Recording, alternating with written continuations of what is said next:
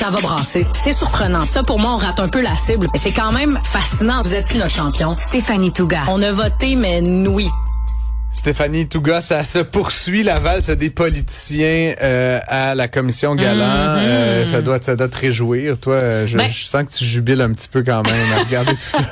Ça me rappelait la commission Charbonneau. Ouais. C'est-à-dire que j'étais assis là, j'étais comme tantôt j'étais dans ma salle à manger, je travaillais, puis je commençais à réfléchir à la chronique, puis là j'écoutais du coin de l'œil puis d'une oreille plus attentive que je pensais Geneviève Guilbeault, puis j'étais comme aïe, c'est tellement intéressant, puis ça me rappelait la commission Charbonneau où on était en mode mon Dieu, à chaque jour il y a des nouvelles affaires qui sortent, évidemment pas le même degré, pas les mêmes enjeux, mais je trouve que j'ai l'impression que dans la commission Charbonneau il y avait des vrais méchants, tu sais, c'était comme oui, là c'est juste ça. sont juste niais, c'est juste des pas bons, je vais paraphraser Monique Jérôme Forget là, c'est juste une petite gang de losers, genre fait, comme c'est de l'incompétence, c'est comme c'est pathétique ce spectacle là, je trouve. J'ai pas lu les dossiers, c'est comme Simonac, bro, t'es payé 150 000 $ par année, t'as pas lu les dossiers. Hein, c'est tough ta job. Je savais pas c'était quoi un avenant. C'est comme sérieux, tu sais. Je te dis, Charbonneau, au moins, t'avais l'italien, là, qui avait donné une enveloppe. Ouais, mais puis lui, il avait genre, il avait une immunité, fait qu'il était comme, laissez-moi vous parler de tous mes amis que vous devriez condamner. Évidemment. Pour le bien plus popcorn, là, tu sais. Pour le bien de nos auditeurs, c'est quoi un avenant? Ben en fait, c'est que un avenant, c'est quand, mettons, toi puis moi, on fait un contrat, OK? Puis là, je te dis, hey Fred, tu vas venir tondre mon gazon, puis à tous les semaines, je vais te payer 100$. Puis là, t'es comme parfait, Stéphanie, on va signer un petit contrat. Puis là, 3 semaines plus tard, tu m'envoies un contrat, puis il y a des modifications au contrat, puis tu dis finalement ça va être 115$, puis en passant ça va être le mardi pas le mercredi. Tu m'envoies, puis ça c'est un avenant, genre. Voilà. Tu comprends? Fait qu'il y a comme une mise à jour, puis là il y a un attaché. Pourquoi je parle du mot avenant, ça m'a frappé, c'est qu'il y a un attaché politique, Dave Gravel de son nom, qui a dit, je savais pas vraiment c'était quoi un avenant, puis non, j'ai pas eu accès aux documents de la SAQ, puis là il y a le commissaire ou l'avocat, je me rappelle plus, qui dit c'est parce que on a vu dans ta boîte courriel que le président de la SAQ, c'est pas rien, là, le PDG de la SAQ t'envoie un email, puis il est écrit il y a des avenants, en passant voici le contrat. Puis là il est écrit contrat casa nanana. Puis il dit oui, mais ça je l'ai pas lu, j'étais en vacances ou je sais pas quoi. Hey boy. Puis là tu dis OK, là tu sais fait en fait, pour revenir à ça, je reviens. J'ai l'impression que la défense, là, puis hier c'était Bonardel, puis là tous les autres, mais que la défense plutôt te dire tu sais je ne l'ai pas fait, tu sais que la défense comme de nier ou je sais pas de là c'est comme une défense comme qu'on préfère perdre la face, avoir l'air d'un imbécile, tu sais je veux dire Bonardel hier, je suis désolé mais comme c'est comme sa défense, c'est genre je le savais pas. C'est ça. Ma chef de cabinet, tu sais qui comme une grosse décision que tu prends quand t'es un leader là, d'embaucher cette personne-là puis de la choisir là, comme tu sais non mais changer les documents, c'est pas ma faute. C'est comme, OK, mais t'es juste poche là, c'est ça. En fait ce qu'il a fait hier pendant 4 heures, il a essentiellement dit c'est pas vraiment ma faute, l'information s'est pas rendue à moi, ou si oui, ça a été transmis de manière inadéquate, puis il a plaidé l'ignorance. Il a dit, moi là, dans sa préparation avec son équipe, là, ce qu'ils ont dû se dire, c'est là, faut que tu mettes un bras de distance le plus possible. Il y a un projet de $1 milliard qui est en cours, puis tu n'es pas au courant. Tu sais, fait que je veux dire, plaider l'ignorance, c'est plaider l'incompétence. Là, tu comprends? Pour moi, c'est ça que je veux dire. Je comprends. Tu es supposé savoir. C'est ça. Mais en fait, moi, je fais pour l'instant le même constat que toi, c'est-à-dire que j'ai pas senti de témoignages pour l'instant de gens qui étaient malveillants. J'ai senti des gens qui étaient par moments paresseux. Tu comprends ce que je veux dire? Genre, on n'a pas vraiment lu les documents ou on a eu, mais on m'a dit que c'était correct, fait que j'ai pas trop posé de questions.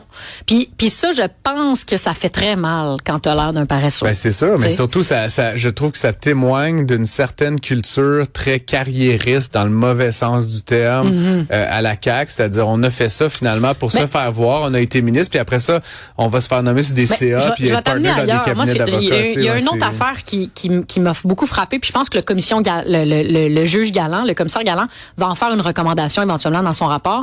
Puis il l'a soulevé à quelques reprises. Puis quand t'as pas fait de politique, mettons, là, quand t'as pas été au gouvernement, là, tu le sais pas ça, mais la machine, là, les fonctionnaires puis les sociétés d'État sont extrêmement autonomes. Puis les cabinets politiques s'immiscent pas beaucoup dans les décisions de la machine. Puis c'est vrai qu'il y a une espèce de décalage des fois entre ce que les fonctionnaires ont comme vision pour un projet, puis ce que les cabinets politiques et l'entourage du premier ministre puis les équipes politiques ont. Puis des fois, là, c'est la machine qui gagne, même si eux ne sont pas imputables. Puis ça arrive qu'ils font des affaires, puis que les cabinets politiques, tantôt parce que sont débordés, tantôt parce que paraissent, ne s'immiscent pas assez, je pense, dans certains dossiers. Puis ça donne des scénarios comme on a devant nous en ce moment, c'est-à-dire qu'il y a de manière autonome et souveraine, pour reprendre le mot de M. Bonnardel, une entité de l'État, pour la SAEQ pour ne pas la nommer, qui a fait ses affaires, qui a donné de l'information par bribes, ici et là, des fois à M. Kerr, des fois à M. Bonnardel, des fois aux libéraux avant, ensuite un peu à Geneviève Guilbeault, des fois à un attaché politique, des fois au chef de cabinet, puis finalement, ça a roulé pendant des années sans que personne ait une vision d'ensemble. Mais n'en demeure pas moins que les élus... Je les excuse pas, hein, non, j'espère, parce que là, je vais te chasser puis tu ne reviendras plus jamais à mon émission. Ça se termine tout à l'heure, ça tombe bien. Je sais, je blague, mais c'est quand même eux qui nomment le président du conseil puis qui guident la décision de la ou la PDG. Absolument. Je comprends ce que tu dis, puis d'une certaine façon... Il y a une partie de moi qui est comme tant mieux, tu sais, donnons l'autonomie, tu sais, un peu là, aux États-Unis, ce qui se passe là, au contraire, là, le président veut mettre la main mise sur à peu près tout. Je trouve ça bien que les fonctionnaires aient une indépendance, moyennant que ce soit des gens compétents, tu sais. Puis c'est là où je reviens toujours sur cette espèce de discours, moi, qui me saoule personnellement, mais on paye des salaires parce qu'on veut attirer les meilleurs, mais là, franchement, tu sais, ça donne des Investissements Québec, des SAQ, des Santé Québec, des comme plein de places où ça va vraiment pas bien actuellement, puis on a payé très cher pour avoir les meilleurs, mais finalement, c'est loin d'être les meilleurs. Tu sais, fait qu'à la limite, remettons le grappin là-dessus. Tu sais, puis même, à la limite, la SAQ, tu sais, je l'ai dit souvent, c'est beaucoup trop gros. Tu sais, tu peux pas laisser une patente de cette ampleur-là, avec ces budgets-là, aller sans aucune forme de supervision pendant aussi longtemps. Tu le fragmentes en 14 affaires ou tu tues la moitié de la mission. Ou, tu sais, mais tu peux pas laisser 5000 personnes faire à peu près n'importe quoi, flober $1 milliard puis dire, ainsi sont les choses. 200 millions, ça va pas arrêter la planète de tourner. Mais je suis comme, il y a pas de mur assez dur pour me cogner la tête. 200 millions. Dans le sens, c'est pas, c'est une différence de 50 000 $, là, dans un budget d'1 milliard. Non, 200 millions de dollars. Fait que oui, moi, j'ai hâte de voir aussi le prochain témoignage que j'ai très, très hâte de voir. C'est Éric Kerr. Parce que on savait que M. Bonnardel, il allait être très bon, le commissaire ou les procureurs allaient poser des questions, puis que par moment, il allait peut-être être dans l'embarras. On sait que Geneviève Guilbeault va être extraordinairement bonne dans un format comme celui-là. Il y a rien qui va ressortir, je pense, de son témoignage parce qu'elle est extrêmement habile. Mais j'ai hâte d'entendre Éric Kerr. Puis pas parce qu'il est moins habile, quoique, mais surtout parce qu'il a été, lui, démis de ses fonctions et lui, sa tête à le rouler. Puis lui, il y a rien. Ça se peut-tu qu'il veuille... il y a beaucoup moins à perdre, mettons. Ça se peut-tu qu'il veuille se venger? Parce que le premier ministre, dans quelques jours, là, quand il va refaire son conseil des ministres, là, c'est pas vrai qu'Éric Kerr, il va revenir autour de la table. Mais Geneviève Guilbeault puis M. Bonnardel... Il pourrait le nommer au transport. François Bonnardel et Geneviève Guilbeault, eux, ils ont peut-être en plus envie de rester autour de la table puis d'être des rangs en 2026. Fait qu'ils ont beaucoup plus à perdre. Éric Kerr, tu sais... D'après moi, il a fait son deuil, lui, de la chose publique, de la politique québécoise, quand on lui a dit, par un beau mois d'avril, mars, en tout cas, que c'était la fin. Donc, j'ai hâte de l'entendre. J'ai très, très hâte de l'entendre. Puis lui a été dans ce projet-là, pas mal plus de manière linéaire aussi. Oui, j'ai très hâte de l'entendre. Linéaire, puis je veux dire, à la fin, c'est peut-être celui qui avait l'expertise la plus importante. Là. Je veux rien envie à Geneviève Guilbeault, mais ce qu'elle connaît du transport, c'est ce que tu connais du transport. Est-ce que, tu sais, elle a été nommée là, puis je suis sûr qu'elle l'a appris. Là. Non, mais genre, tu comprends ce que... Oui, absolument. Comme n'importe quel ministre, là, je te donne la famille. T'es comme, c'est quoi ça, la famille? Il y a des familles, là, mais t'apprends sur le tas. Alors qu'Éric Kerr, il avait quand même une compréhension. Il a été là longtemps. La cybersécurité, je pense qu'il l'avait demandé. Oui. C'était son truc. C'est un projet informatique. Là. À la fin, on parle des dollars, puis des gens, puis des CA, puis de la gouvernance. Au cœur de cette patente-là, il y a un software, un logiciel qui a été raison de le dire, parce que là, on parle beaucoup des ministres des Transports, parce que la mission de l'État, parce que la mission de la SAQ, exactement. La SAQ est reliée, comme la SAQ, par exemple, est reliée aux finances. Mais n'empêche que tu as raison de dire que c'est un dossier technologique. Fait que j'ai hâte de voir. J'ai hâte de voir aussi parce que pour l'instant, le premier ministre n'a pas été convoqué, me dit-on. Peut-être le sera-t-il. J'ai hâte de voir. Ça serait gros. Ça serait étrange.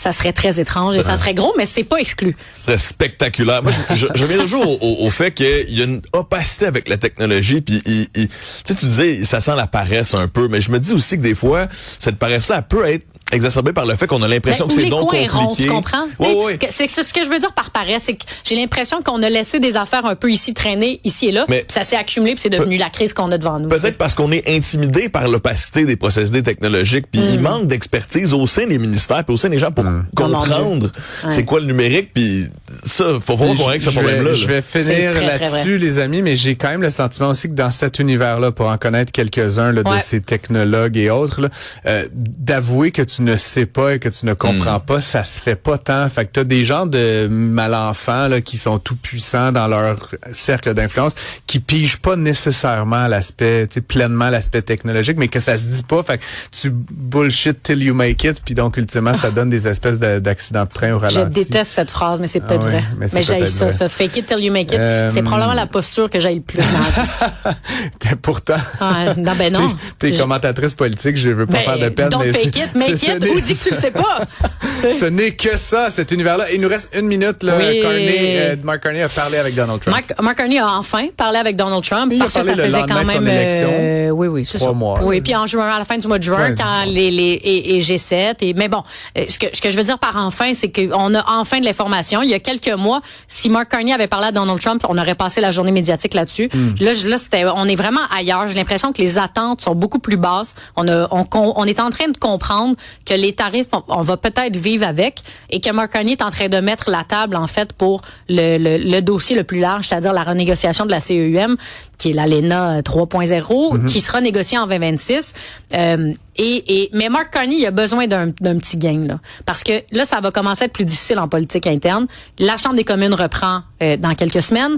Pierre Poilievre revient comme chef de l'opposition en face, parlementaire aguerri, devra déposer une mise à jour économique, un budget à l'automne, un budget qui va être écrit noir sur blanc, on dépense pas mal. Ouais. Donc, puis de l'autre côté, en relations étrangères, ben, on n'a pas vraiment fait avancer grand-chose. Au contraire, on a un peu l'impression que Mark Carney négocie tout seul en ce moment. Donc, il y a comme besoin d'aller chercher un gain à quelque part, que ce soit en politique interne ou en politique étrangère, idéalement les deux. Mais il va avoir besoin, là, parce que sinon, la lune de miel, elle va casser très, très vite, je pense, cet automne. C'est ma prédiction. Je suis partagé à écouter parce que j'ai le sentiment que c'est l'impression que j'en ai aussi. Ouais. Et je connais un peu... Puis on souhaite qu'ils réussissent, là. On mais espère, c'est plus sur... j'ai l'impression que Mark Carney, par son style, puis ce qu'il a fait à la Banque du Canada, puis ce qu'il a fait à la Banque d'Angleterre, c'est un style là, qu'il a, puis je crois qu'il continue à avoir. Puis tu sais, il a quand même rappelé cet été les premiers ministres. Puis je sens qu'il se passe plein d'affaires, mais genre plus que n'importe quel premier ministre de l'histoire. Puis Netflix, on n'en entend aucunement parler, là, mais genre il y a des émissaires dans tous les pays, en Europe, au Mexique. Je veux dire, je sens qu'il se passe plein d'affaires. Puis c'est juste, c'est plus du genre de politicien qui va nous annoncer de grosses choses trop tard. Peut-être. que l'inverse, là, qui est ce qu'on a l'habitude de voir en politique, c'est-à-dire, je ferai ceci, puis là, il se passe rien, puis on est déçu. Puis, je dis pas que c'est la bonne façon, parce que politiquement et médiatiquement, c'est dur pour Carney en ce moment, même s'il semble y avoir la lune de miel qui se poursuit. Mais je veux dire, on sent pas, comme tu le dis, que c'est quelqu'un qui est en contrôle, mais je sens que sous les... Moi, je trouve qu'il a l'air en contrôle, puis je le sais qu'il est hyperactif. Ce que je dis, c'est que, à un moment donné, la population, elle a des attentes, puis tu as créé toi-même ces attentes-là en disant elbows up, je suis l'adulte dans la pièce pour parler avec Donald Trump. On va trouver des manières de régler ça. On va construire la plus grande économie du G7.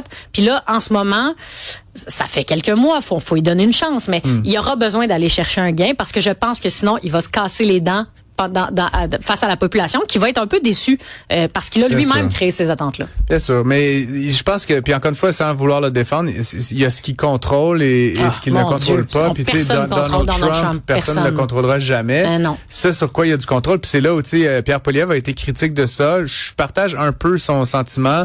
On veut créer ce bureau des grands projets. Ça semble être comme plus de bureaucratie. Puis tu sais, là-dessus, Poilievre a un bon point. En même temps, si ça marche, puis si M. Carney réussit réussi à débloquer un pipeline, 3 barrages, une coupe d'usines.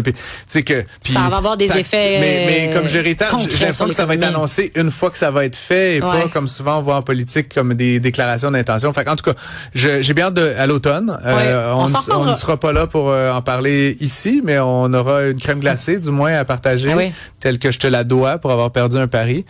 Moi aussi, moi j'ai tellement perdu de paris avec vous, c'était au moins 2. Là.